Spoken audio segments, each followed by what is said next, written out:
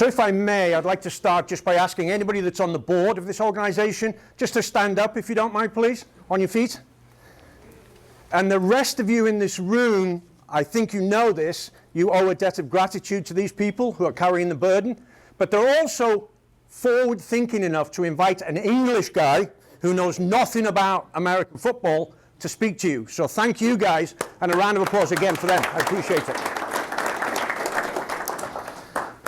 I am going to put you in some uncomfortable positions in the next hour and a half. A couple of strategies I'll use. I explain this to my teams when I coach them. I'm going to regularly check for understanding. So I might tell you guys, hey, I'm about to ask a question. You can shout out the answer. I might target a player. I might say, I'm sorry, I don't know your name, but could you tell me what I've just said? I might ask people to raise their hands. I would suggest, in your coaching strategy, in your work strategy, you think about this. And a guy called Doug Lemoff.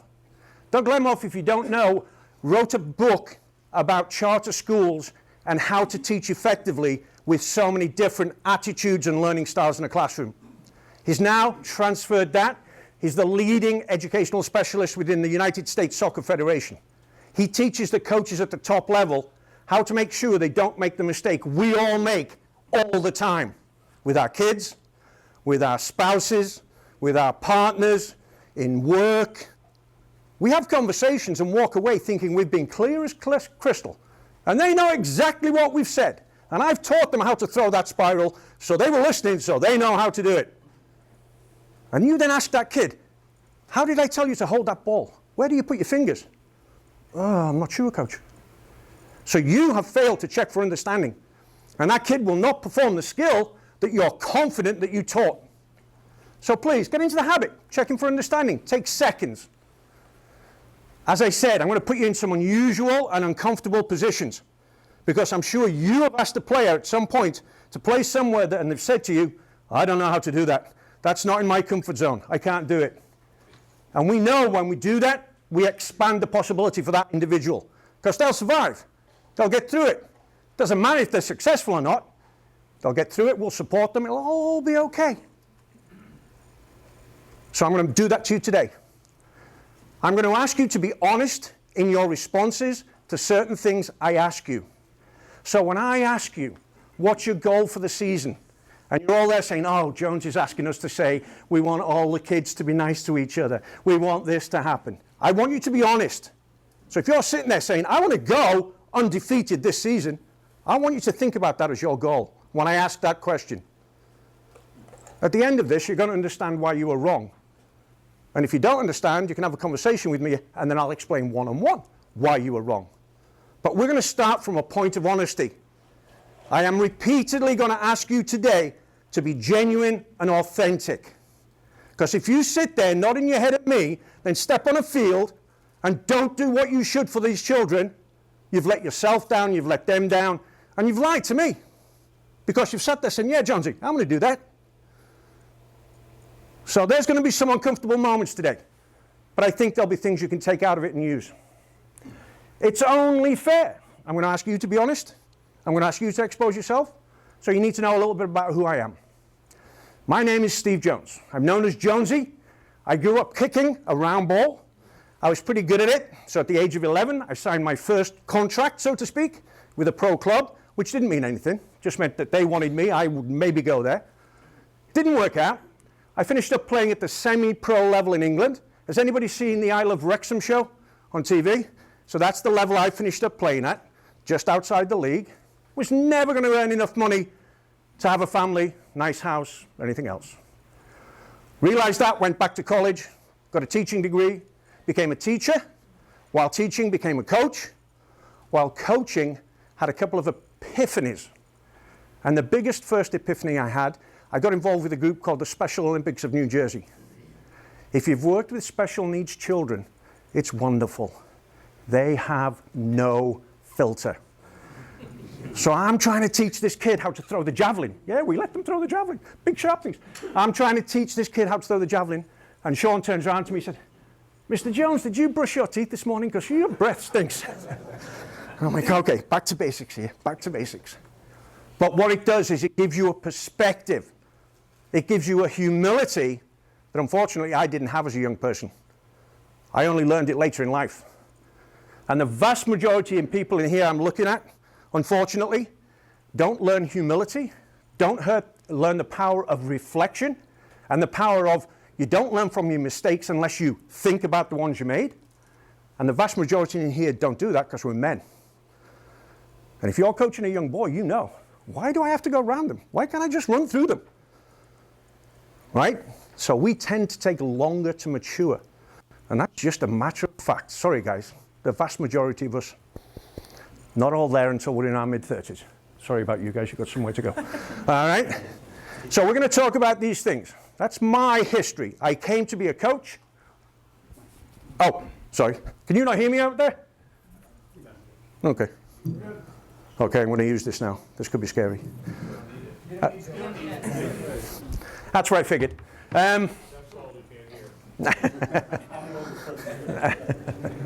Jeff's showing his age. So I went the route of being a semi-pro player in England while I was coaching and teaching, coaching at Special Olympics and coaching elite level athletes. I had a great letter last week from one of my former players. He graduated college, he got his doctorate, he's now working in St. Lucia, restoring the coral reef around the islands. And I'm, Sam, that's beautiful. He said, no, coach, it gets better. I said, what, Sam? I was playing pickup soccer. St. Lucia put me forward. I'm going to be playing for the Virgin Islands in the CONCACAF series to try and go to the World Cup. I said, Sam, what the hell? He said, yeah, I just stuck at it. I loved the fact you gave me a passion for something that I just wanted to continue doing beyond when I'd finished playing, as he thought he had after college. And he's now going to be playing against the USA in a World Cup qualifier. Right? How freaking fantastic is that? I had no idea that was going to happen. Everybody in this room is going to leave a mark on their players. The question is it going to be a positive one or a negative one? So my journey then took me to coach education. That's what I do now. I travel the country coaching our coaches.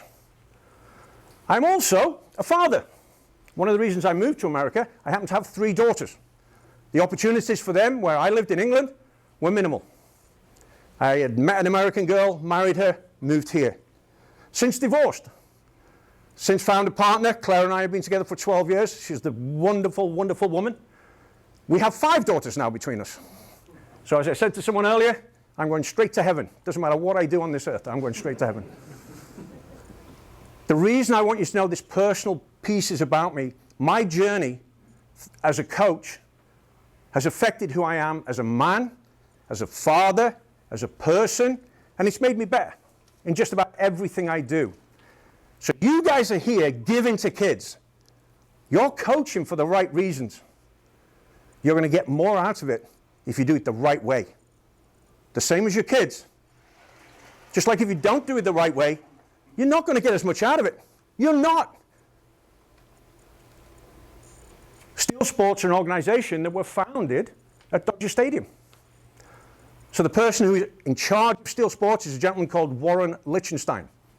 He has a home in Hermosa Beach and a home in Manhattan Beach and a home in Miami Beach and a home somewhere else. He's a very, very wealthy man. He's decided he wants his legacy to be impacting the next generation of leaders. And he decided, because of Tommy Lasorda, the way to do that was through youth sports. And so we now have a youth sports organization that we call the Social Impact Company. We have teams in Hermosa Beach. Our 05 boys got to the national final. They were the second best team in the United States of America last year. They lost on PKs. We are fiercely competitive. Every single time we step on a field, we want our teams to win. But we came up with a set of core values, a set of guiding principles that we will not compromise. We'll talk about some of them later, but 4 things I want to say to you. If you said this to any steel athlete, Hermosa Beach, Thousand Oaks, Seattle, Washington, Massachusetts, New York, New Jersey, Philadelphia, Colorado, Texas, Virginia, if you pulled any one of our players and said, hey, what's the core values of your organization, your team? Teamwork, respect, integrity, commitment. Teamwork, respect, integrity, commitment. Any one of our athletes will tell you that, and they will hold our coaches accountable if they don't feel they're demonstrating that as well. I'm not saying they're your core values. What I might suggest, though, is you're probably working with 1 or 2 other coaches on your team, right? Sit down. Sit down before the season starts. Guys, what are our non-negotiables? What are a couple of things we can say to our team? These are our bedrock. These are what we go to. Something goes wrong, this is what we do. I'm not going to tell you what those should be. I'll share ours, but you need to come up with that. I would suggest a 30-minute meeting with your coaches over a beer. I can suggest a couple of bars. I've been to 1 or 2 around here. Very good. Will pay dividends. Dividends. So all 3 of you are on the same page. You say, these are the things we're going to tell the kids. These are the things we're going to tell the parents. These are the expectations we're going to set. Can I just ask that none of those core values revolve around the outcome of the game? None of them. Okay? So Steel Sports was founded, as I said, at Dodger Stadium, Tommy Lasorda. We also have a few other celebrities from this area and some very renowned authors, psychologists, child education specialists, people like Eric Karros, who I was with last week, Dusty Baker, who I saw before he went to spring training, Bobby Valentine, Julie Foudy, Nancy Lieberman, Tazari King, Morgan Strickney, Angela Duckworth, Susan Kane, Peter Mindell. You'll know some of the names, you won't know others. Some of you in the room are now thinking, well, what a big idiot that guy is. Name dropping all over the place. The reason I give you those names, they helped us build a thing we call the Steel Sports Coaching System, which is a way we coach all of our kids. So it's not me standing here, Jonesy, with 60 years of experience saying, I know it all. I've made more mistakes than probably anybody else in this room. But as a group, we get together regularly and discuss how we want our coaches to coach to make the greatest impact on our people as athletes and as people. And that's what you're going to do as well. So what we're going to share today is some of the strategies that we've been able to develop with our partnerships. Because you're sitting there thinking, all right, so I volunteered to coach. And the president of this club is a pretty intimidating guy. So when he asked me to coach, I thought, yeah, I'll say yes, otherwise I might finish up in hospital, right? And now you're saying, and now he's brought this guy in, he's going to tell us more to do. No, I'm not. Because most of the things I tell you to do, you'll say, yeah, I do that. My question to you is, do you do it intentionally? And do you do it with every player you coach? I've got to suspect that you don't. So I want to give you guys some very simple strategies that will make the following happen. Every kid in this program, in your team that you coach, will have a positive experience. That's the bar I'm setting. Every kid in this program will have a positive experience with this program, with your team, and with you as a coach. It gets better. Every parent of every kid you coach will have an enjoyable season watching their kid play. All right, start throwing stuff. Every parent of every kid you coach will have an enjoyable experience watching their kid play. And then finally, and this is not an afterthought, you will enjoy this, you will find it a rewarding experience, and you will want to do it again as a coach. So that's it. I guess I can go. That's it. We're all going to do that. So let's talk about the strategies that we're going to need to. Okay? Do I have the clicker over here? Thank you.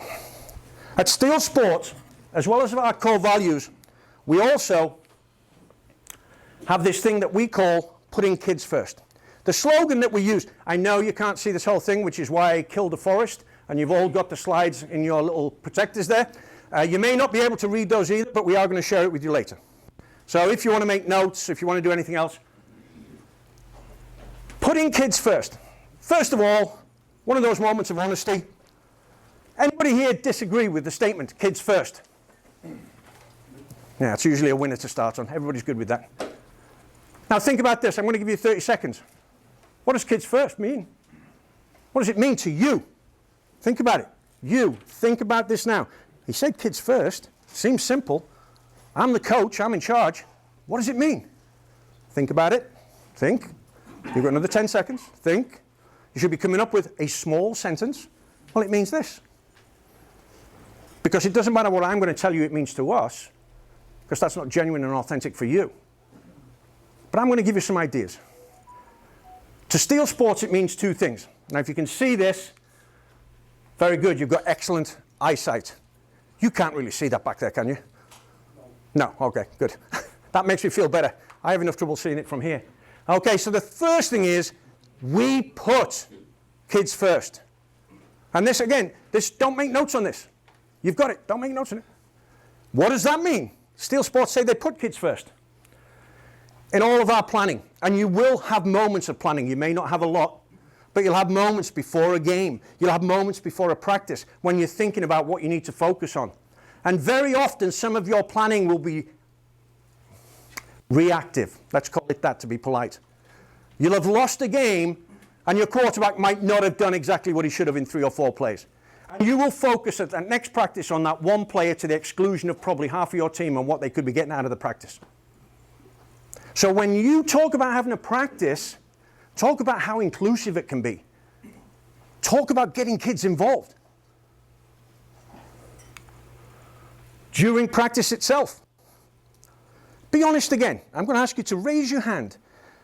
If a kid at your practice made a mistake, would your response be a positive or negative one? If your response, positive, supportive, would be a positive, supportive one at practice, raise your hand. Kid makes a mistake. Keep your hands up. Keep your hands up. I appreciate honesty. Keep your hands up. Keep your hands up. Oh, yeah, you're working today. You're working. Keep your hand up in the air. If you can hand on heart say, your response would be the same on game day if he made that mistake. Ah, that's good. That's good. I can't do it to everybody, sorry. Okay, you may put your hands down. Thank you very much for following those directions. I have seen some fabulous youth coaches, some that work for me and have worked for me for 5 years and can recite our mission, our vision, our core value. They could say it word for word.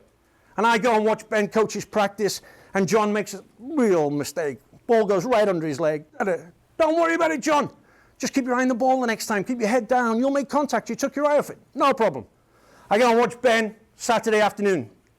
Ball comes to John, misses it, goes behind him, striker gets it, scores against us. John, you're coming off.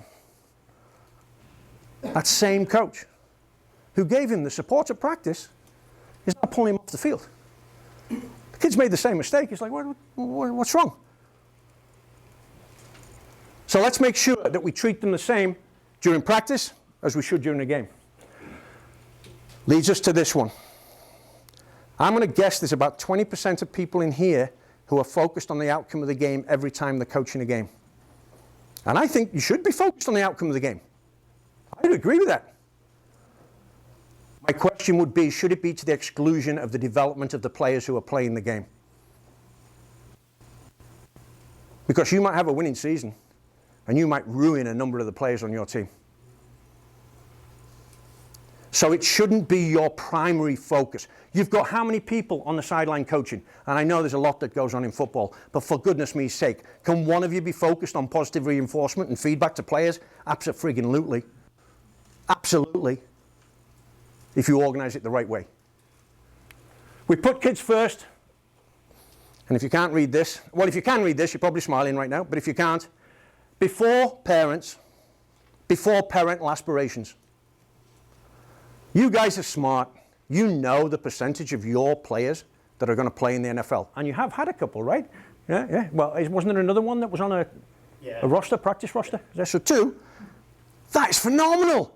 How many kids over the years? Probably 11,000.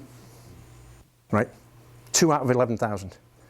But you've got a lot more or higher percentage of parents who are convinced their kid's going to go and play at Notre Dame and go and play for the Pittsburgh Steelers. Right? And that's forgivable. That's forgivable if their behavior doesn't represent that. It's forgivable, right? It's not forgivable if that manifests itself in a way that causes disruption among your parents and your team. But here's the hard bit. You can't judge or treat that kid because of the way their parents behave. You can't. Now, that's not to say, and I've coached teams like this, you don't have a bad apple in the group. You don't have a kid that's not a nice kid. It's not true that all kids are nice. It's not true that you're all nice. There's some horrible people in here, right? There are some kids that aren't nice kids, and they'll require some management. But we can't judge a kid because their parents are complete and utter buffoon. We can't. And if you do, your athletes will say, green light, I can treat that kid the same way as my coach. And that kid's life is hell. So you can't judge the player by the kid. So when we talk about putting kids first, in the planning that we do, right? In the practices that we run, before the outcome of a game, that's some of you guys are sitting out there now, and you're looking at me saying, I'm not buying that. You've got to. And before the parents and their parental aspirations. Now, what else does it mean? And this really makes sense if you think about it. They are kids first. What the hell? None of them, I don't care what you say, are playing because one of their top 5 reasons is to win. It's a fact. The studies have shown. It comes in the top 10. Usually comes between 6 and 8. And these are all the national governing bodies polls that they've done. Soccer, lacrosse, football, anything, basketball, it doesn't matter. There's an age when winning becomes important to the kid. That usually happens, believe it or not, in their high school years. When it really becomes important to them. Because they've invested so much time in it. Before that, number 1 reason in every poll, I want to be with my mates. I want to be with my friends. I want to have fun. I want to be with friends. I want to learn new skills. They want you to teach things so they can show off. Yeah, I threw a spiral, man. It went 20 yards. It went straight to the guy who received it. He ran. It was brilliant. They want to be able to do that. That's a skill. That's them getting better as an individual, which benefits the team. But remember this. Kids make more mistakes than anybody except your average man between probably 25 and 35. Other than that, kids make more mistakes than anybody else, right? We expect them to make mistakes. It's not Mahomes that's playing, so he's going to screw it up. So expect those mistakes to happen at practice, where you'll be ever so nice and supportive, and in games where it might be critical to the outcome of the game, but we are so advanced in our forward thinking, we realize that's not really as important as we thought it was. So they're kids, they're going to make mistakes. You know what kids can't do? They don't know the skill yet. They don't know how to reflect upon a mistake without feeling like a failure. So what do? We create a thing called a positive mistake culture. We say, Mahomes, the first time he tried to throw the ball, I think he dropped it behind his back. But then he learned that he had to move it. So that first mistake was the first step towards mastery. If you reflect on why it went wrong, doing it again isn't going to make it better. But if you can teach a kid to reflect upon, failure is not bad, so long as we don't keep making the same mistake. So let's think, what did you do? Was the grip wrong? Was your steps wrong? Was it the pattern? What was it? You could tell them the answer, or you can have them help discover the answer. So let's try and be making sure that we're doing the right thing at the right time, so these players have that in their toolbox. A couple of things I would like to say. I'll throw this one in now, especially for someone in the room. We're going to refer to this later. But essentially, this group will have a huge impact on hundreds of kids. That will have a huge impact on the different sports that they play. I would suspect most of you in here are coaching a child of yours this year. Raise your hand if it's a child of yours you're going to be coaching. Keep your hand in the air if that child plays more sports. Keep that hand in the air if you are coaching more than one sport. Great. Put your hands down. Thank you, big man. Appreciate that. So what I'm going to ask you to do is take what we talk about today to those other organizations. Because you are ahead of those other organizations. You'll be ahead of the soccer league, the basketball league, the lacrosse, whatever it is. And you'll say, no, we've talked about this. There are certain strategies we should use. So please, don't think, hey, this is all about BCS football. No, yeah, I almost said something. We can take it to the soccer, we can take it to the softball, we can take it to the baseball. I want to tell you one of my favorite sports stories of all time. I had the good fortune of playing at some nice stadiums, crowds, winning a couple of little things, but one of my favorite sports stories of all time, and this is important you listen to this next 3 minutes, because it's going to be a crucial part of my wrap-up at the end, happened at the restaurant in Manhattan Beach that overlooks the pier. The Strand, not the Strand, what's it called? The Strand. The Strand. Nice restaurant, right? About 7 years ago, we'd spent 2 days with Eric, Carros, Dusty, Bobby Valentine, all those people I mentioned earlier. I don't need to name drop again. And Tommy. Although in his advancing years, he still wanted to be part of what he built, the Steel Sports Coaching System. So we spent 2 days in the offices on the Hermosa Beach, right on the main drag there, above the bank. They were our offices. We'd moved out of the Soda Legacy, Dodger Park. So we'd spent 2 days in there. Warren wanted to thank us all, so took us to the restaurant. Tommy was getting advanced in age. He wasn't steady on his feet. He wasn't altogether as quick as he had been processing things. So we went out that evening. And I get out of one of the cars, and then I look behind me, and I see Tommy kind of stumbling, and I see 3 people just descend upon him so quickly. And these 3 people were Dusty Baker on his left side, Eric Carros on his right, and Bobby Valentine behind him. I did not know at that time all 3 had played for him. I did not know that. We walk in the restaurant. They make sure he gets the seat they can access and be closest to the bathroom. They sit all around him. And for the next 2 hours, I watched them cut his food, make sure his water glass was filled. At the end of the meal, I see him lean over to Bobby and he whispered something I couldn't hear. Bobby Valentine, who can be a little bit of an arrogant person, jumps out of his chair, runs to the kitchen, comes back in about 60 seconds with a bowl of strawberry ice cream. There you go, Tommy. I'm watching guys that had not played for this coach for 20 or 30 years, and they worshipped him. They worshipped who he was, and later, as I asked them all individually, they gave him credit for the men they were, the fathers they were, the people they became, way beyond what he did for them on the field. Now, I want you to remember that story because it stuck with me in my imagination and one of my favorite all-time sports stories. And it's going to be relevant when we come to the end of this presentation. So, first piece of work for you. You've got a piece of paper there. If you've got a pen, fine, use it. If you haven't, don't worry. But I want you to now define your perfect season, the one that's coming up. What is the outcome? What's the outcome that makes you think, that was it, that was great? Don't give me the answer you think I want. Because nobody else is going to see it. I'm not even going to ask you to read it out. But I want it to be honest, really honest. So I'm just going to give you 2 minutes. And just as you're finishing up writing that, guys, another partnership that Steel Sports forged was with a group called the Search Institute. And I don't know if any of you know this group, but they've been around since the 50s. One of their senior board members right now, Cole Powell.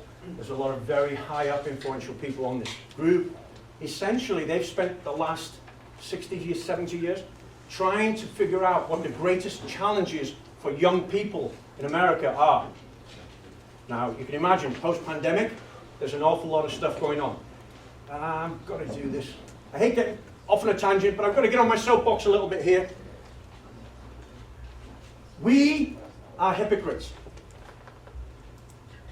I have 3 daughters. People tell me, young people today, they're soft, they don't go after it, they don't want it, they don't want to work, they don't want to dig deep, they don't want to do this. Are you as tough as your parents?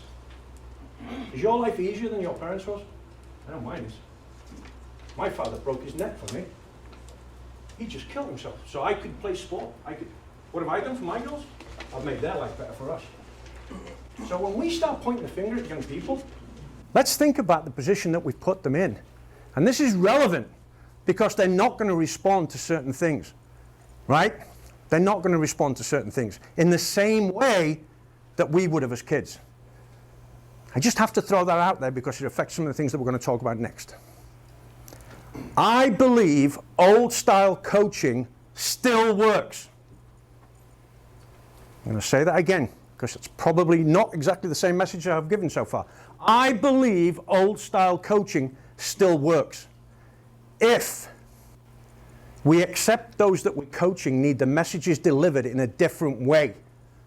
You are a fool if you think our children are going to be as resilient, as determined, as committed, as hardworking, whatever you want to call it, because we make their lives better. They still want discipline.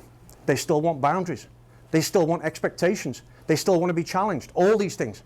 And the Search Institute found in their study just prior to COVID, 20% of American kids, regardless of their social economic background or current setting, 20% of American youth did not have a positive developmental relationship with an adult. 20%. And yeah, I'm talking about Hermosa Beach, and I'm talking about Manhattan Beach, and I'm talking about Torrance, and I'm talking about other areas.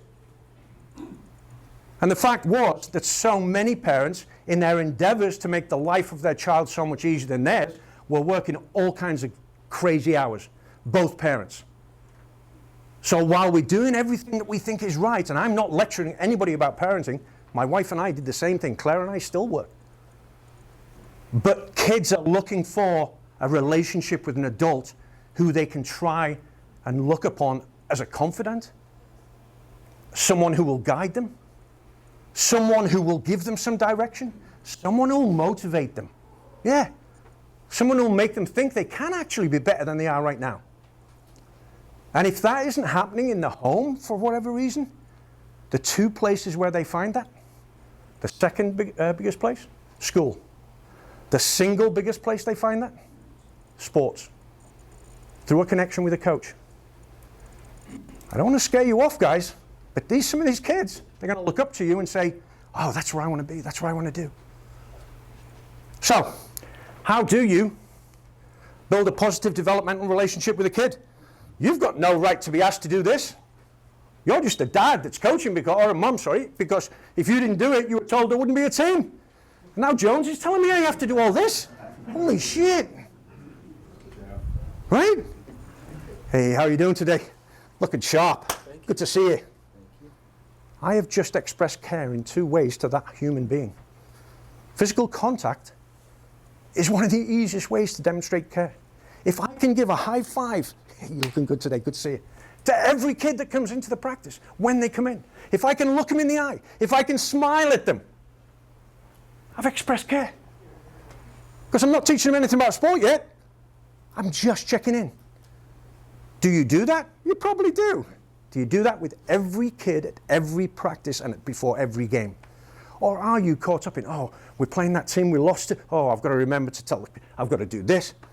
All that. Just give them a high five and make them smile. So expressing care is a key element. There are 5 pillars here. Challenge growth. Kids want to be challenged. Set them a task that's hard. That's okay. It's okay so long as when you do that and they fail, you provide support. This is another one where we all go spinning in a tailward motion. Providing support does not mean giving them the answer. Of course, that's quick. So I could tell you, now put it there, do that, and let go. Go, boom. That kid hasn't learned it. Check for understanding. He hasn't. She hasn't. Ask them, hey, why do you think that went wrong? Oh, I think I had my thumb too close. I'm not sure. It will take you about 25 seconds longer than you giving them the answer, but it will mean they're vested in the solution because they came up with it themselves.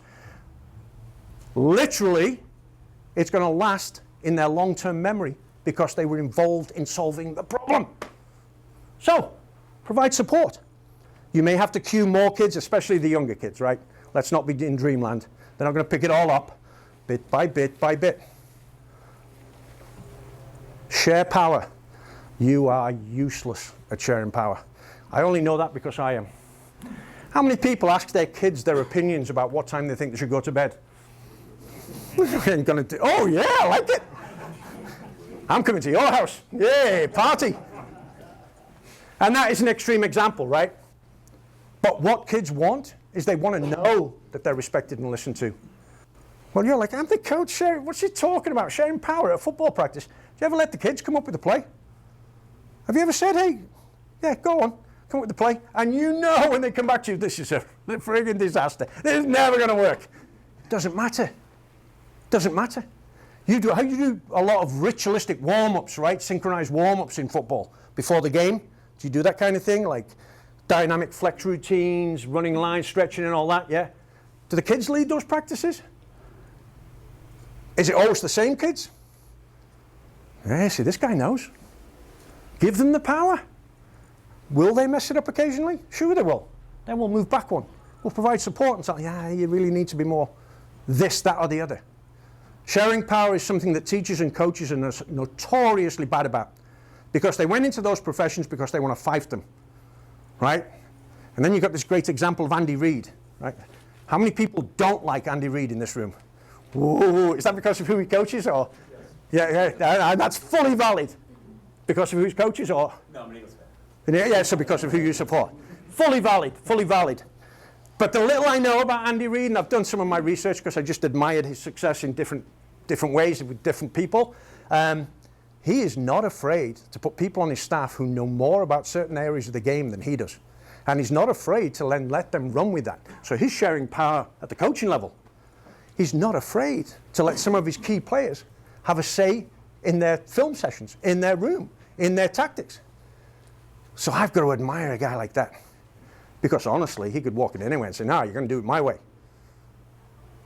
So let's share power. Let's think about the practical ways to do that, but let's share power. Finally, expand possibilities. And you've got your president. Oh, he's gone. Oh, there he is. He's done this for every kid in the program. He doesn't probably know what I'm talking about. Where did you play your finals last year? How many of your kids had played in that stadium before or would ever get the chance? Yeah? You've expanded the possibilities of every kid in this program. Every kid can say, yeah, I played at SoFi Stadium. Have you played there? No. So we've expanded the boundaries, man. Do you have a borderline kid that could be a backup quarterback and get a bigger chance than he does? But you know you're worried about the outcome of the game. So you're not going to put him in. Do you have kids that have an opinion about where they can play? Now, I will say this, as I do with baseball, there are certain positions where you can't put a kid at risk. That's just impractical. You can explain that to the kid. I can't put you in that position because I'm really genuinely worried you'll get hurt. Or I'm worried that I'm setting you up for failure. But you will have some kids who come to you with an idea that you might suddenly wonder, wow, maybe I can let them experience that in a safe environment. Maybe it's the controlled environment of a practice. But expand their possibilities in very simple ways. So these 5 pillars. First, I am going to take my breath, and then ask if anybody has any comments or questions about these 5 key areas. I am checking for understanding, and I am seeing, I believe, a room full of people that is telling me that they know what I'm talking about. Thank you. Situation where Hang on a second. Can you hear him at the front? Yeah, sorry. I was in a situation where a kid made a really good block on another kid, and I was expressing care on the kid that made a really good block, but the parent of the kid that got blocked felt like I was expressing too much care on the good play rather than paying The welfare attention of to the kid. that got blocked. Right. So I'm trying to like juggle. Yep. Do I tell that guy to be less aggressive? No.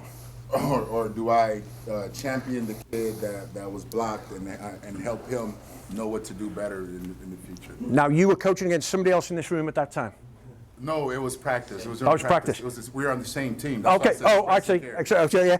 Yeah. So, the kid wasn't really hurt. Yeah. He wasn't hurt, Right. but it was a good block that kind of Right. made the other kid look bad in Yeah. a sense. No. And, you know. Yeah, so- yeah. We want those kids. It's a great example, by the way. Thank you.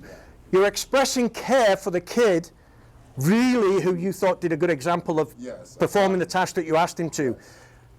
What we're going to go back to is providing support for the kid that didn't block him very well. That's 2 Now, steps ahead. yeah. No. Well, was that? These don't run in order. Oh, it doesn't? No. I'm sorry if I didn't express. So they can be, they can prop up at any time. So the kid that got like plowed over or whatever you call it in football, like got pancaked, whatever. Thank you. Yeah. Was it a technique issue or was it a size issue? It was probably a side. The kid that got blocked, he was new. He Right. was new playing. Perfect. And But you know, Yeah. it was kind of like Yeah. a balance there. And I So, think I did the wrong yeah, thing. no, I don't think you did the wrong thing. I'm not going to tell you you did something wrong if you executed something we asked you to, but I'm going to talk to you because I put you in a bad spot. I didn't really give you the tools. So I'm going to own that. I'm going to say, I'm really sorry. We need to work on your stance. We need to work on your movement, your hand placement, whatever it is. But no, I'm not going to say, oh, take it easy. Because in the game day at the weekend, this kid ain't going to take it easy. But you can still express care and provide support for this individual. And you can do it in front of both of them. You can have that conversation. Because once you start to do that, that becomes normal for your practice. We had this great thing, right? So we decided about a year ago, we were going to have our kids give gratitudes. So we said at the end of the game, and we'll get to this in detail later, we're going to go around the kids, say, what were you grateful for today? And in our game, soccer, it'd be like, oh, I got beaten on the outside, and if Bobby hadn't come back to cover me, that kid would have had a shot on goal. Or I made a mistake, and they actually had the shot, and Bob in goal made a brilliant save. Thanks, Bob. And we thought, you know what, this is corny. This isn't going to work. The high school age kids and the boys love it. They love it. They've added about 5 minutes to our post game. So I think once you start doing this publicly with your players, hey, great job. You know, you did a wonderful thing. And I'm really sorry if that's the case. Now, if this kid has just messed up, being polite, because he didn't put his feet whatever, you say, hey, you know how to fix this. What did you do wrong? But no, I don't think you did the wrong thing. I think you just have to make sure you pay attention. And again, if you've got more than one coach, that would be great because you could be having this conversation. He could be running the rest of the practice, right? That's not lost time. That's valuably well-used time. That's a great question. No, thank you. So essentially, I'm saying there's these 5 pillars. And thank you also for clarifying. These don't go 1, 2, 3, 4, 5, 6. They don't. They don't. They'll pop up at certain times. And here's where it gets to be a problem. If you aren't intentionally thinking about these things, you get to the end of practice and said, oh, I should have said this to Bobby. Oh, I should have said. So you've got to kind of keep these things in the back of your mind, right? Jonesy told me about I can express. Oh, yeah, there's an opportunity. Hey, can you take that drill? I just wanted to say to you, 30 seconds. So powerful. I want to share with you, before I give you your first task of the day. Oh, sorry. Sorry, for challenging the kids. Never say sorry for asking a question. So for some kids, they think that they can't do it. How can you push them to do something that they see is out of their reach? Yeah, see, and this, I actually think in your sport, this is easier than a lot of others. So technical in football, right? You can break it down and you can access those things. They're out online, they're in videos. You can literally probably say to the kid, it was because of your first step, and your first step was in the wrong direction. So you can break it down technically. You can tell that kid, I'm guaranteeing if you listen to me and work with me, and you give me your best effort, I'll give you the knowledge I have. This may take us 3 weeks. This may take us 4 weeks. I promise we'll get there if you trust what I tell you, if you give me your best effort, and I'll support you. So even if you screw that up in a game, if I see you making the right movement, the right attempt, the right effort, I'll still support you. And I think, and I could be wrong, argue with me, technically there's a lot of technicality to what you teach your kids. Running patterns, but even just the individual plays, right? Blocking plays. The quarterback, hugely technical. So you can usually say, hey, here's where it went wrong. And you guys have this wonderful thing, I believe, right? You film your games. Brilliant. So when I coach at the collegiate level and I coach the men's team, I had to film every game. Because you would look at me in the eye and I'd say, John, you didn't make that run, so we don't have anybody filling in for the 9, so we couldn't make a through ball. Yes, I did, coach. John, you didn't? Yes, I did. Play the film, right? And I had to show the boys. I coached the women's team. I hardly had to use any film. I'm telling you right now. And I do not believe there's gender differences in the way you coach people, but I think there's gender differences in the responsibility and collective units of females as opposed to males. I absolutely do. They hold themselves way more accountable and are more than willing. I would rarely show bad film to my women's team. I'd have a highlight reel for every week. And if I said to one of them, hey, Mary, you missed it. You saw that ball come in and you stepped out and she was never going to be offside. I know, coach. I took my eye off the player. And sometimes I wouldn't even finish my sentence. She'd tell me. But you have this wonderful thing. And with the boys, they'll love watching themselves play. I don't know if you've done film sessions with your group yet. But don't even try and speak to them the first 5-10 minutes. Just let them watch each other. Look at it! Look at it! And then wind it back. And then say, hey, did anybody spot anything here? because you have to show them the evidence. That's a long-winded answer, and I apologize. But technically, I think you can break most things down. They'll believe you if you say you'll support them, but only if you do once you've said it. Any more questions on those 5 pillars? We're going to kind of expand upon them a little now. We good? Sorry, I don't mean to ignore anyone. Good? So express care. The first thing you can see at the top is what an athlete or student said, that this is what it means to me. So a kid, I think this one was about 14, maybe 13, show me that I matter to you. This is a great quote from Roosevelt, the first one, not even the second one. So this was like hundreds of years ago. People don't care how much you know until they know how much you care. You might be the most knowledgeable person in the world, but if you're a dick, or if you're full of yourself, or if you're dishonest, your kids don't care. They don't care what you can tell them. So show them that I matter. And even what we did earlier, corny as it seemed, a high five, a smile, something shows them that you care about them as a person as much as you do about them as a player. And this is what coaches said. Well, to me, that means I should encourage. That's fine. It's not a right or wrong answer here. Another one said it means be dependable. I like that. Dependable on the way you treat your players, dependable on the information you give them, dependable on each other, whatever it might be. I like that. And another one said believe in them. And this has to be with certain boundaries, right? Do you believe somebody that's 18 inches smaller than anybody else can throw the ball from behind an offensive line if you can't see over the offensive line? Probably not. But there are certain things you can do to accommodate them. So believe in them, but not to the point where it becomes ridiculous, because once you're no longer genuine and authentic, the kids see through it. It doesn't work. So this is what a kid means, or sorry, this is what expressing care means to a kid. This is what some coaches said about it. Same thing as we go through. Next one. Challenge growth. And this was interesting. A kid said this. Set targets I can achieve with effort. Because if it's too easy, it's boring. And if it's too hard, they're going to give up. And that's really hard. You're going to fail at this for the first few practices, because you might not know your kids that well. You'll get to know your kids. So the kids want it to be hard to achieve. Otherwise, it's not worth the effort it takes. And coaches, if you set that target and that bar's a little bit high, don't drop the bar because they fail. Hold them accountable, give them the information they need, help them come up with a solution. We're all about developing Socratic thinkers. Problem solvers. If our kids learn from this sport how to problem solve, they're going to be successful in life, man. They're just going to take that right off the field. Expect their best. And again, make that point with your player. I can help you, but, and I'm going to emphasize again and again, your effort. Because if you don't give me your effort, I can't help you. I don't care. I'm not that good. Reflect on failures. I think I've hit on this enough that you know what I mean by that. Don't expect the kid to fail and to succeed because they failed.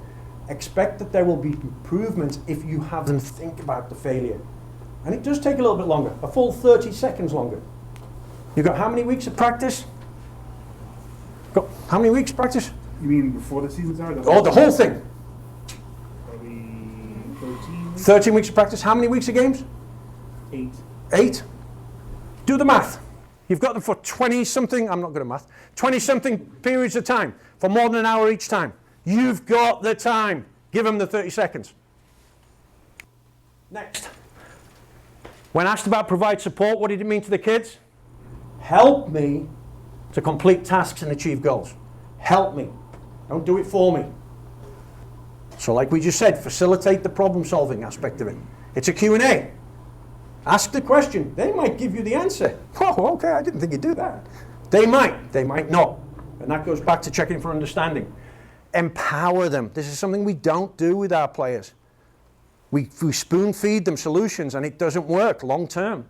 Advocate for them. What does that mean? If they fail, they're sometimes going to be harshly judged by who? This is a question. Teammates. Yeah, young man has got it right. Your teammates sometimes, and they don't sometimes say it either. It can be a look, it can be, oh God, here we go again. It can be anything, right? And that's when you need to advocate for that individual player, provided you think there isn't an attitude problem, a laziness problem. If he's given his effort, and he's getting shunned by his teammates because of a failure, advocate for that individual and be inclusive of him. Set boundaries. Kids want boundaries. You guys, how many of you in here are parents? Okay, I'm a parent. 5 girls now. They still want boundaries. They want to know what is permissible and what's not. Rather than not know, don't you be doing that, Jeff, I saw you. Rather, Only because they're in high school. yeah. Even these guys, I mean, they're gonna screw up. There's no doubt you're gonna screw up in your life. Hopefully, if the boundaries have been set and you realize when you do screw up and you reflect upon it, you feel like shit. Hopefully you do. But if you don't know what the boundary is, you're just gonna keep pushing and pushing and pushing. So kids want boundaries, so set them. Sharing power, I mean, we touched upon this before, and these were the words of kids. Respect, listen to me. Respect me, listen to me. Right? It's what you would expect from one another. It's definitely what you should expect, or what the kids should be able to expect from you. So things that coaches said, that means I've got to make sure I include them, right? I've got to let them lead. I've got to be collaborative at times with them. I've got to give them a voice. Do those things, that's sharing power. And the last one, and again, I'm going to give kudos to this gentleman here. Give them something that they wouldn't have thought they'd have the availability or accessibility to achieve, right? Playing at SoFi Stadium, that's a real practical example. These kids must have loved it. I'm sure the teams that lost didn't feel so good for a while, probably about 7 minutes, and then they wanted to know where they're going for ice cream.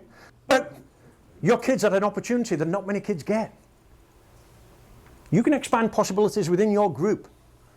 You might have a kid that you can see has the potential to play a position in the future they're physically not capable to play now.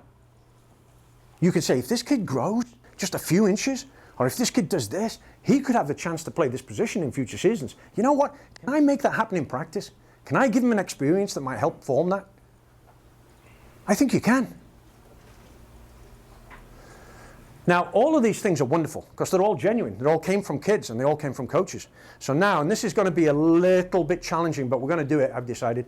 We're going to get into a group of about 5 or 6 people, right? If possible, don't look around the room yet, it's going to be with the people you'll be coaching with. You have a sheet in front of you that looks like this. Before you go into your group, I'm going to give you 3 minutes to look at this sheet and identify one of these things you're going to do and how you're going to do it. So you might say, express care, that's something I'm really comfortable with. I'm outgoing, I'm noisy, I'm obnoxious, I'm a bit like Jonesy, I don't care. That's good. We will have a good number of people in this room who are introverts and are not necessarily comfortable playing that role. So what is it that you can do, genuine and authentic to you, that will build one of these things into what you do with your players on a regular basis? So I'm going to give you about 2 minutes. At the end of that 2 minutes, I'm going to tell you time's up. I'm going to ask you to get together, if possible. I think there's 2 or 3 coaches in each team, right? Is that what we're saying? 2 groups of coaches get together. You're then going to review what each of you have written. You're then going to think about, hey, I like that idea as well, and I think that would fit with my character, personality, and beliefs. So I think I could genuinely and authentic do that. Okay, so 2 minutes starting now. Pick one of those, write down something you're going to do. Go. So it is now 3:04. You have until, I'm going to give you 11 minutes, 3:15. Somebody in your group has to say at 3:15, we're going back in here if we leave, or we're stopping what we're doing. Okay, you ready? Now, with your group, you can go or you can stay, but get together. Thank you. Yeah. Thank you. You know, it's really nice when you're involved in one of these events and you look around the room and we've got people from 16 years of age. Stand up, young man. 16? 17? How old are you? 17? Yeah, and let's give a round of applause. And then you got people of my age, which is dinosaurs. Thank you, young man, for what you're doing and for your contribution today. And then, even better, I listen to some of the discussions going on. And I sometimes wonder when these happen, they start talking about, oh, yeah, we've got this kid, he's going to be really good, and we're going to do this. The vast majority of discussions I eavesdropped on were about what we talked about. You're starting to buy in, but it is only the start. It's only the start. You could say all the things you want today if you don't follow through. So what I'm going to ask is I'm going to ask this group to be accountable in 2 ways. If you're on a group of coaches, you 3 young guys, right? You're all high school guys? Yes, sir. and one of these guys is just not following what you agreed to do, have the hard conversation. Listen, we're at that meeting, remember Jones was shouting out about this, and we said, you're not doing it.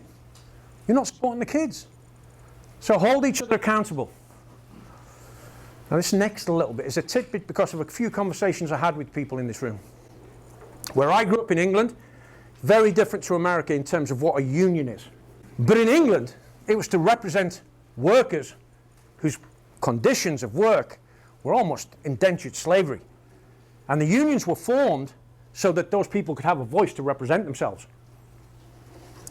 And what would happen in a union, and my father was a union guy, they would have knockdown, kick-out, brawls, physical fights in their meetings.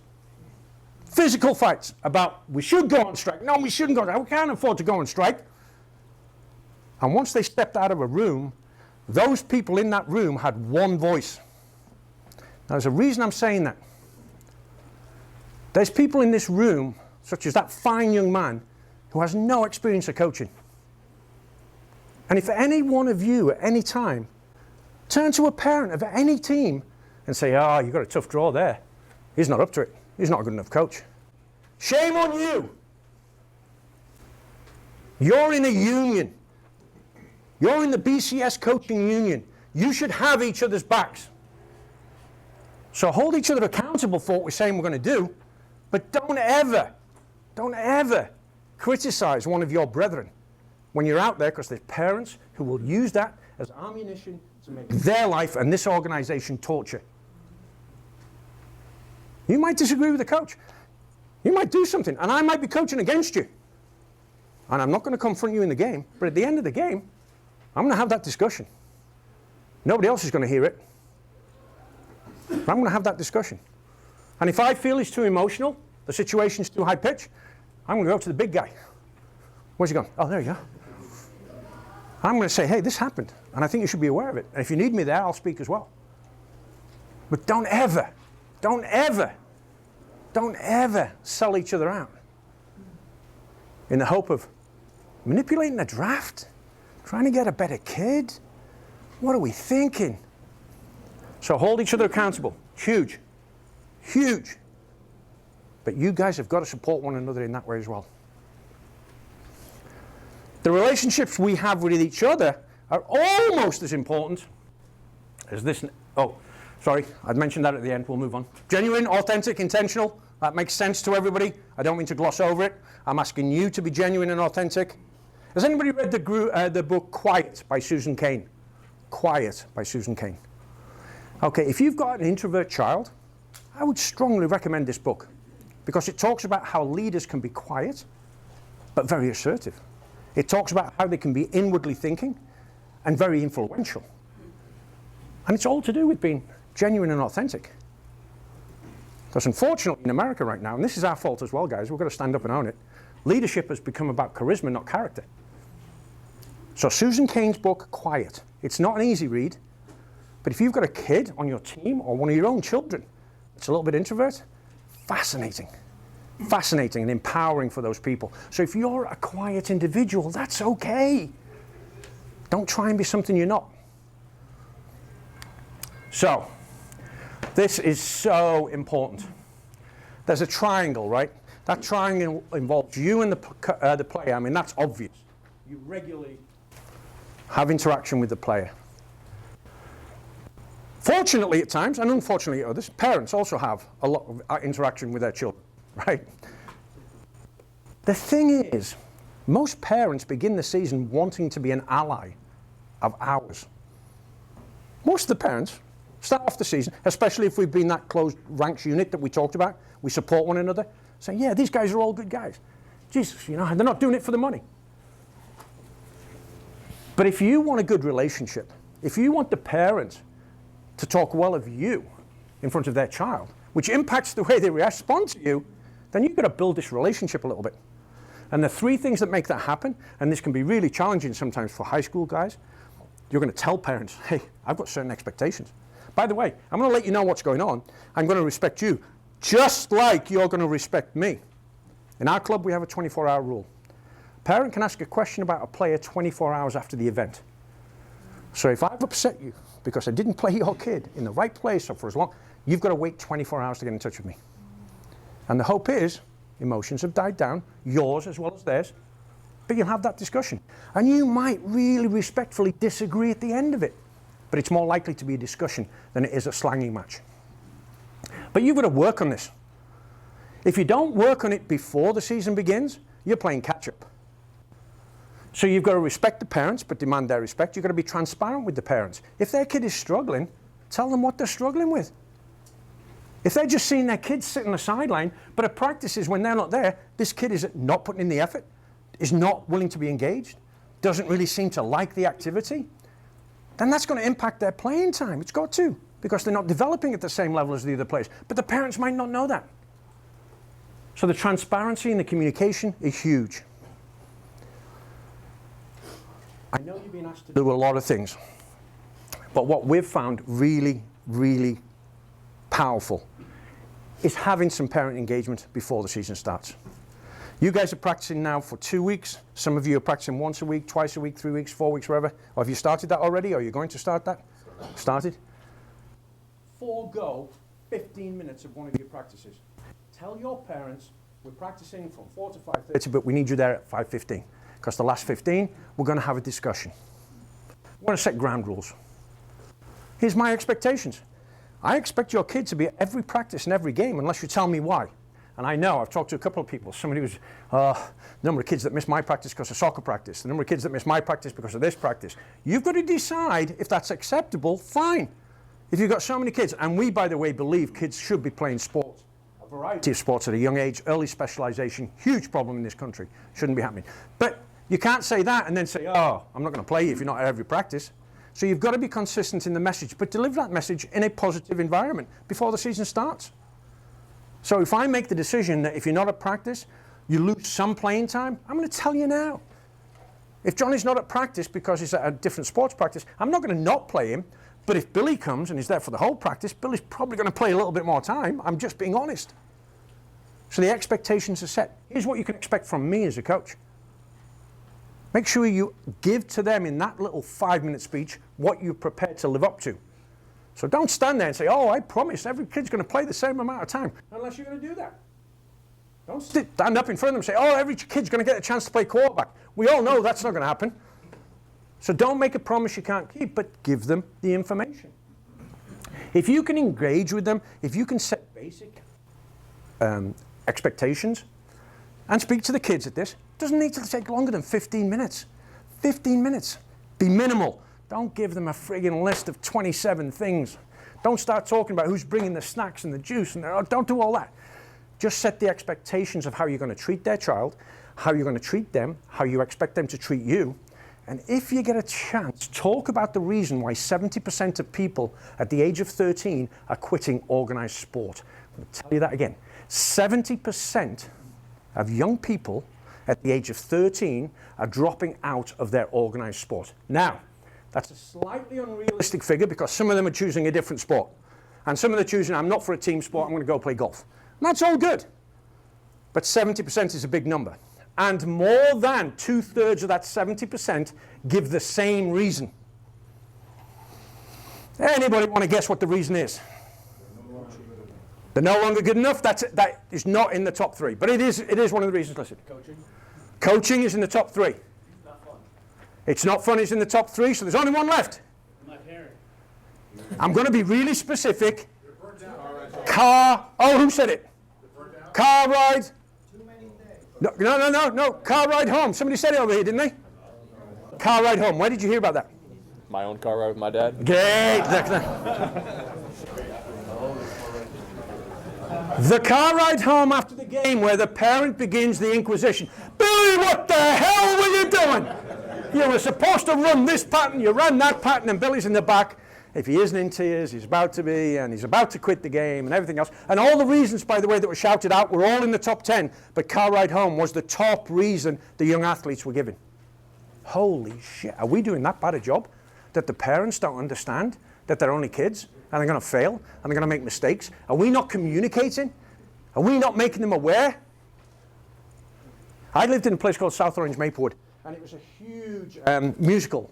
And so the analogy I'd use when I had meeting with parents like this was, when you go and watch your child perform in a play and they forget the lines, do you stand up and shout, Bobby, what the hell the line is? No. Why do you do it at sports? Why do you think it's okay to do that? Why do you do it in the car ride on the way home? It just doesn't make sense, right? So, one of the reasons parent engagement is important is you can talk about this. I have a little tactic. Usually if I'm taking a team for the first time, at the end, I should explain this. We also have a national ritual we call a post-game debrief. Right? So you probably talk to your kids at the end of a game. Yeah, you probably say, oh, that went well today, this could have gone better. I'm going to challenge you to think about doing this. Logistically, it's going to be a challenge, but I'm going to challenge you. We include the parents in the post-game debrief. So wherever we put the players, and we start it, and we expect the parents to migrate to where we are and stand behind, or get somewhere close enough where they can hear it. And that's the moment where I take my opportunity to address the failings of some of the players. And hey, Bobby, I know you were trying to do that, as I look at his father, and I'm talking to Bobby, saying, Bobby, I know you were trying to control the ball, not just kick it really hard like some people were shouting for you to do on the sideline. You did a great job today. And Bobby's dad's standing there going, and his wife's standing beside him going, shh. But generally speaking, that happens sometimes, but more importantly, more often, you talk about what you were trying to get out of the kids in the game. So we've just played a game, and I played against Felix. Their team was so much better than us, and we stuck at it, boys. We stuck at it. We lost 14-0, 21-0, whatever it might be. But I can honestly say and look you in the eye, I don't think there's much more you could have done as athletes, and we as coaches maybe have to come up with a better game plan, but you gave me every effort. Likewise, and I've delivered this speech, I had a team that won 7-1. And I went over to talk to them, and the parents are coming over, and they say, hey. And I was like, that was disgraceful. We were so much better than the opponent we played, and you guys forgot all about certain core values. Respect for yourself, for the opponent, for the game. Didn't happen. And then the kids are all like, and the parents are like, ooh, what's going on? So those game debriefs, they're not all, hey, rosy sunshine, we love each other, sing kumbaya. Oh no. You're going to say what it is happened. You're going to explain to parents there were mistakes made, but you know what? I honestly think your son was given the effort that they could. You may even go back to the gratitudes. That's when we do them. Parents hear kids say, that was really cool. You know, you saved my bacon there. Thank you very much. He never says thank you to anybody at home. What the hell's going on here? So again, it's a challenge, but it's something you can think about. It's another way to engage with parents. But I know that might be very challenging at the end of every game. You can do it occasionally. But I would strongly suggest you think about this. It doesn't have to be formal. It doesn't have to be sit-down lecture, like I'm kind of doing to you at the moment about this particular thing. But you could do it on a field, 10, 15 minutes. I just want you to know, this is what I'm about, this is what I'm doing, this is what I want to happen to your child, the team. The program we've got is fantastic. The program is not good unless you get on board. You will have a bigger influence on your kids' enjoyment than I will. Nomar Garcia-Parra, I always get that name wrong, right? Is that right? Yeah, great story. So he was presenting to us all one time down at the offices in Hermosa, and I asked him, I said, I know your daughter's a softball player, which he lives around here, doesn't he? Yeah. So at the time, his daughter was a softball player and everything else.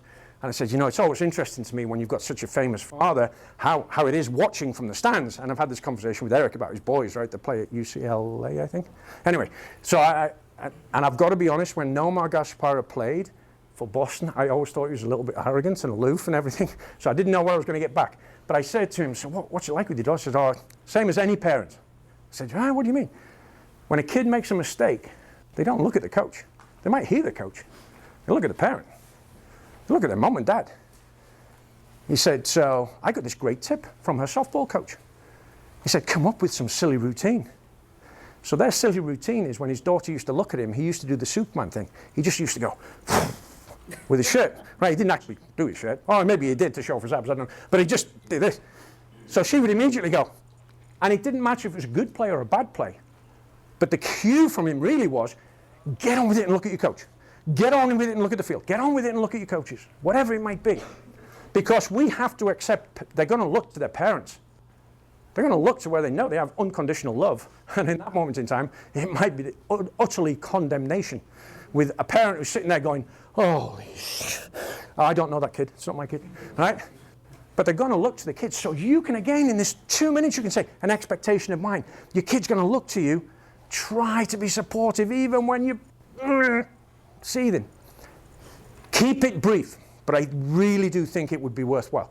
Any questions on this model or on that suggestion? Any observations, any comments from anybody on the board? So I would say it's time well spent if you can do it.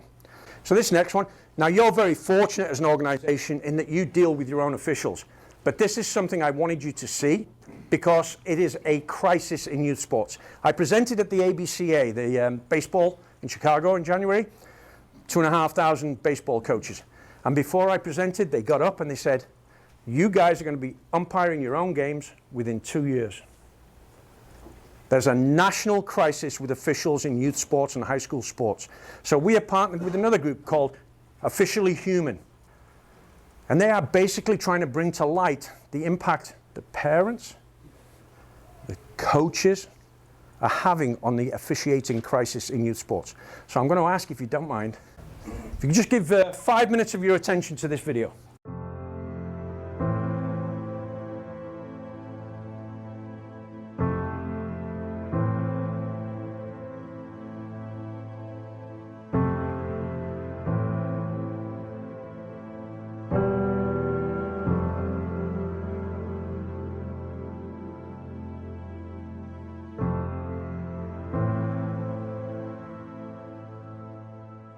Hi, I'm Gene Sterator, CBS Rules Analyst and longtime sports official.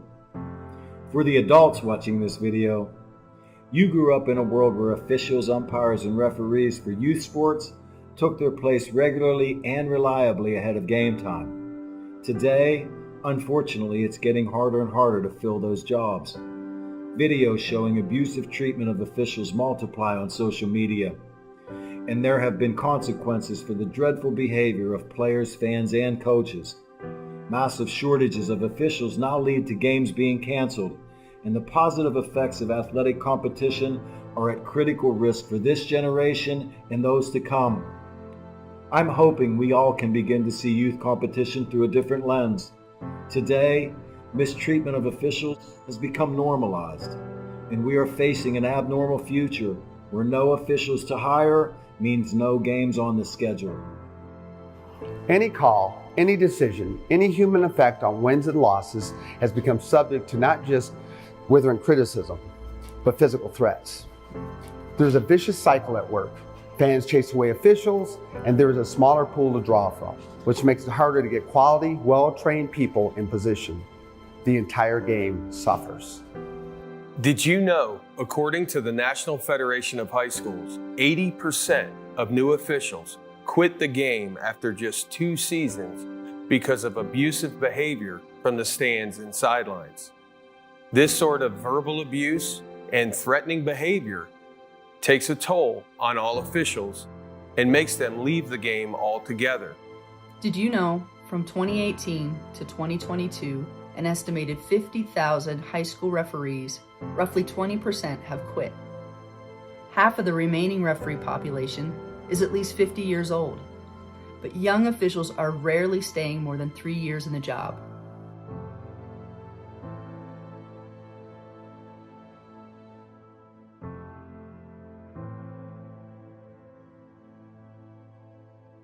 If the number of officials working contests in all sports doesn't begin to increase, there won't be enough officials to work the games. That means schedules will get cut, teams or even sports might get canceled. In many states, this is already happening. Remember that officials are invested in what they do. Many officials have regular, full-time jobs, and they're sacrificing time away from their families. Try to demonstrate empathy, put yourself in their position. Think how you would feel about getting yelled at throughout your workday. Yelling and arguing with officials sends the wrong message to young players. According to Play by the Rules Sports Advocacy, it teaches them that it's not okay to make a mistake. They can blame others for their actions. They can disrespect authority figures, and it's okay to be rude and selfish. You know, officials enforce rules, keep competitions fair, and make player safety a priority, allowing youth sports to be a valuable arena for growth. If we can all just work together and be more empathetic to not just the officials, but everyone else in youth and high school sports, we can then preserve what many of us have embraced about athletics. And you and I know the benefits of sports, right? Let's spread that gratitude and be proud of what we can build and not blind to how it's being torn down. Calling officials cheaters or corrupt, it's not a game. Insulting referees, it's not a game. Threatening officials, it's not a game. Berating young umpires, learning the ropes, it's not a game. Violent language in the stands, it's not a game.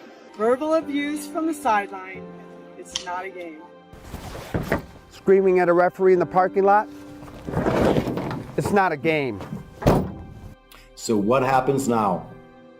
Your response in the heat of the moment is the only thing you totally control, and we have an experiment for you to try.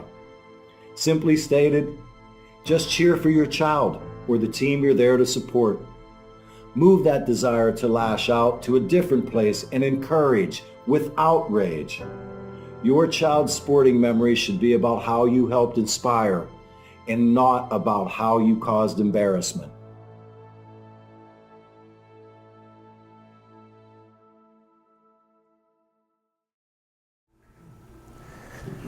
So there's not much to say. I think that has the message, but I'm going to check for understanding here. And in this instant, I want my team, which is you, to shout out the answer to this question. How many officials are quitting within 2 years? Okay, we're going to do that again. And if anybody wasn't paying attention, I'm going to come around and hit you on the back of the head. How many officials are quitting within 2 years? Loud. 80%. That's staggering, right? Now, you are very lucky. You are in a closed environment. I believe the relationship in general between you and your officials is good. How do we make it better? How many of you, before a game starts, introduce yourself, tell them your name, ask them theirs, and say, how's your day going? How many of you? Thank you. Thank you. Very simple, right? So it's not just a, hey, thanks for being here. It's a, hey, how's your day going? Oh, this is my 4th game. I'm really tired. Oh, okay, we'll try and make it an easy one for you to officiate. They're humans. Like the parents, they should be our allies, not our adversaries. Let me tell you my most embarrassing referee story. I never cursed or got into any physical confrontation at any level when I was a coach.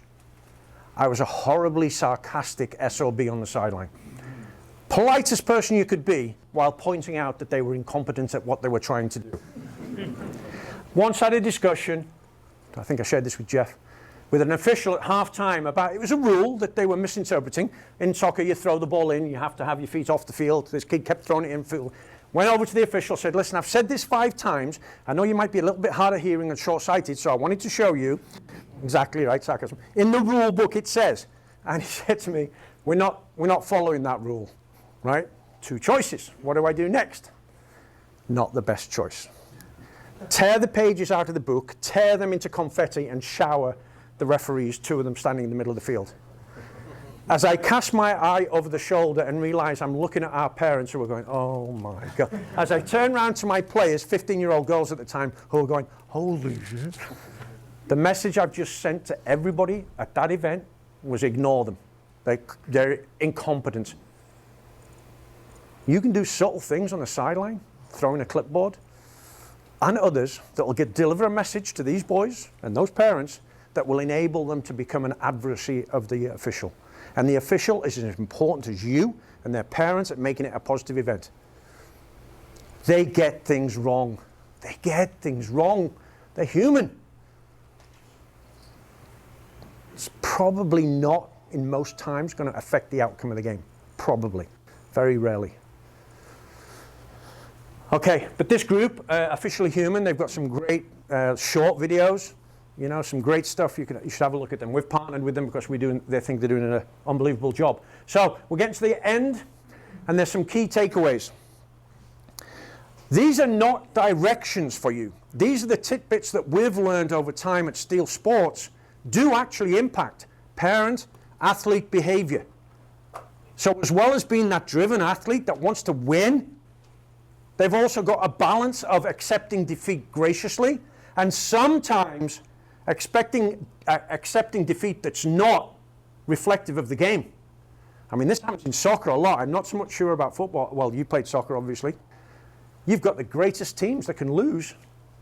You know, Liverpool, the greatest team in the world, just lost 5-2 to Real Madrid. That's not quite a good example, but there are in the Premier League, you have teams at the bottom of the league beating the teams at the top of the league regularly, right? So these things are going to happen. I would say, you've got to put kids first. If you're in here because your ego is affected by the outcome of a BCS youth football game, you've got a bigger problem with coaching. You really should address that. Kids first, but put their kids first in a way that's genuine and authentic to you. Don't do it the way I've said. They work for me. They might not work for you. But I'm guaranteeing you can reach every single kid. Positive development and relationships. You know, you've got that little chart there. What we're also going to do is we're going to share a thing with you called the Foundations of Positive Coaching 1, which is an online module that we've developed with all those people I mentioned earlier that we give away for free. We've no interest in making money off it. It goes into this in a little more detail. It tells you how to create an athlete-centered coaching environment. It'll take you about an hour to look at. There's no obligation. We're going to give you access should you want it.